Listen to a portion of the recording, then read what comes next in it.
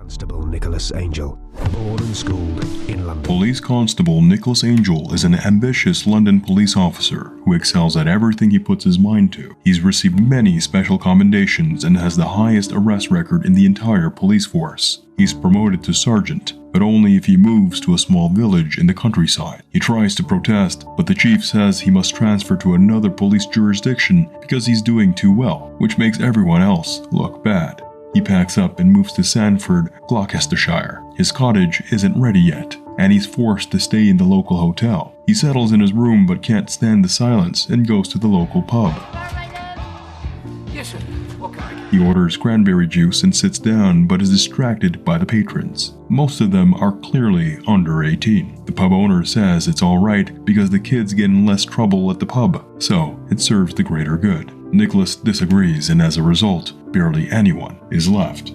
Outside, a drunk man almost drives into him. He takes the man to the police station and along the way arrests a few more people. He doesn't mind the paperwork, but doesn't process the drunk man sent to cell 4 to sleep. The next morning, he runs through the village. Everyone knows who he is and greets him by name, Simon Skinner, the owner of the local supermarket. Jokes that he needs to be locked up because he's slashed his prices, and it's practically criminal. Nicholas doesn't find it funny. He checks on the drunk man from the night before, but the cell is empty. It turns out that the man is Danny Butterman, his new partner and son of the police chief, Frank Butterman.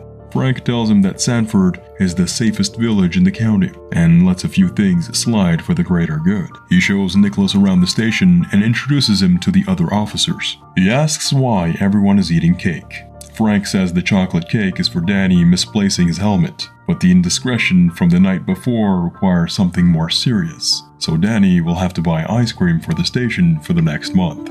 The entire force has lunch at the local pub, and they tease him for being a serious officer from the city. Danny asks too many questions about Nicholas's experience as an officer in London.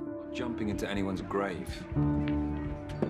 Got a mustard. That night, Nicholas attends the Neighborhood Watch Association meeting, where he officially meets everyone. They're very friendly and make dull jokes. The biggest issue to address is the man who acts as a living statue, threatening their chance of winning Village of the Year. Nicholas is frustrated with them being so caught up with petty things.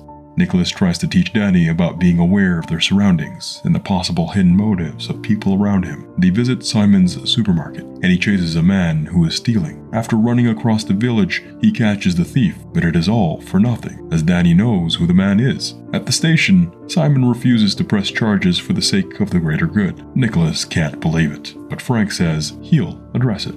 Danny and Nicholas pull over Martin Blower for speeding. He insists it was for a good reason, as he's directing a play and is late for rehearsal. Nicholas doesn't care about the reason, and Martin gets angry with him, but eventually apologizes. As they leave the station that night, they're given tickets from Mr. Blower by way of an apology. Nicholas tears them up, but is then asked by Frank to present the police force at the show, so they have to go anyway.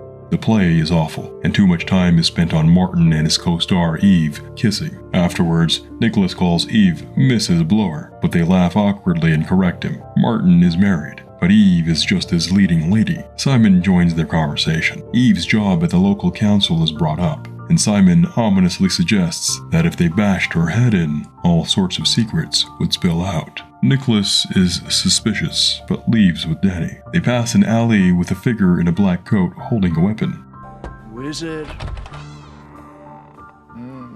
Eve meets Martin in his dressing room. They flirt and have drinks, but are interrupted by a knock on the door. It's the dark, cloaked figure who kills them. The next morning, Martin and Eve's heads are found at what looks like a traffic accident. Simon drives past, which Nicholas finds odd. He tries to tell the detectives that it's not an accident because there's no sign of Martin trying to apply the brakes, but they dismiss him. Danny and Nick are sent to a farm to deal with a dispute over a chopped hedge and find the farmer has a shed full of weapons, including an inactive bomb. They take everything to the station and go for drinks after work. Nicholas sees officers investigating Martin and Eve's deaths. They only looked at one suspect who checked out, and the local doctor said that there was no foul play, so the case was closed. He's dissatisfied with this, so he begins working on the case in the pub. He and Danny talk about what made them join the police service. Nicholas was given a police pedal car as a kid, and Danny only became a policeman because of Frank. Danny's mom died in a car accident when he was a kid. He shows Nicholas a trick with a fork and sauce packet that makes it look like he was stabbed. They laugh and have a few more drinks. He gets more drinks and runs into Simon, who's talking to George, a rich developer who knew Martin and Eve well. George is drunk, and Simon says he'll be in bits the next day. Nicholas and Danny walk George home before watching movies and having beers at Danny's house. They watch Point Break and Bad Boys 2 as someone in a black cloak knocks George unconscious and uses the gas oven to blow up the house.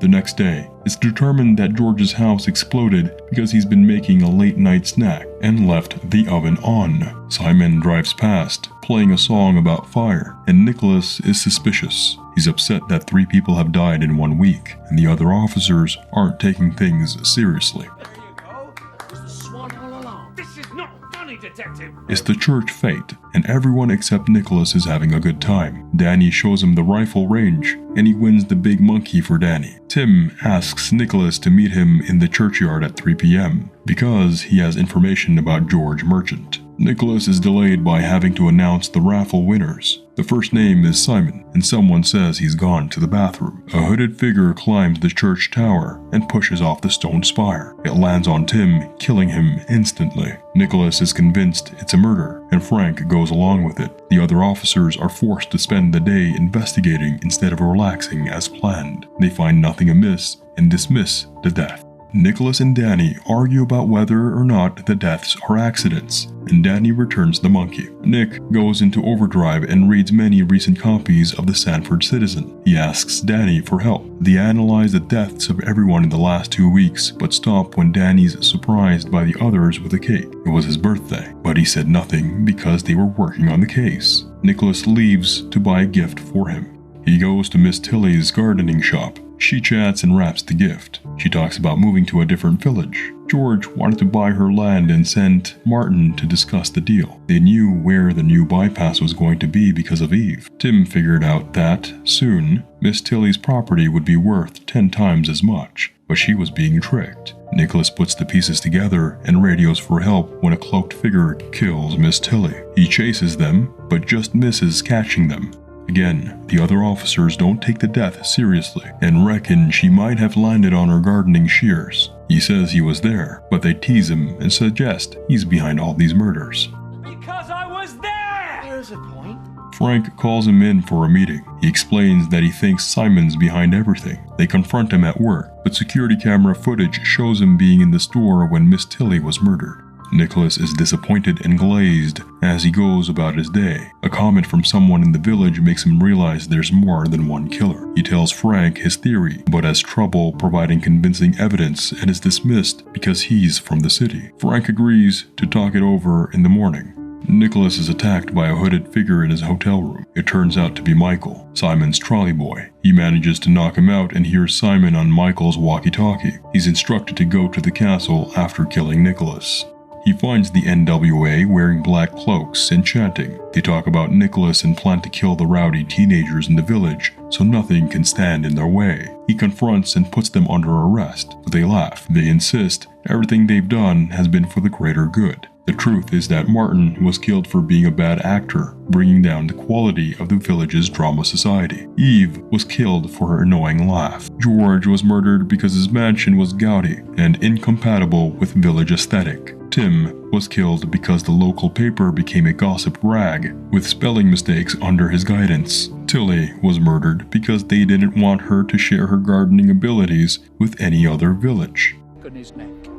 So, with the dispatch of the sergeant... Frank appears and is working with the NWA. He explains that his wife loved the village more than anyone, but the night before judging, Some travelers showed up. The village lost its title as the Village of the Year, and she drove her car off a cliff. He blamed the travelers and said that for the greater good, they'd kill anyone who stood in the way of them winning Village of the Year. They all produced weapons, and Nicholas is horrified to see Danny is helping them. He escapes and falls into a pit, revealing the traveler's body, the living statue, the shop thief, the farmer with the weapons, and the kids Nicholas arrested on his first night. He runs out the church door, and Danny stabs him in the chest. He collapses. Danny drives his body out of Sanford and opens the trunk. He comes to life, and it's revealed that it's the same tomato sauce trick from the pub.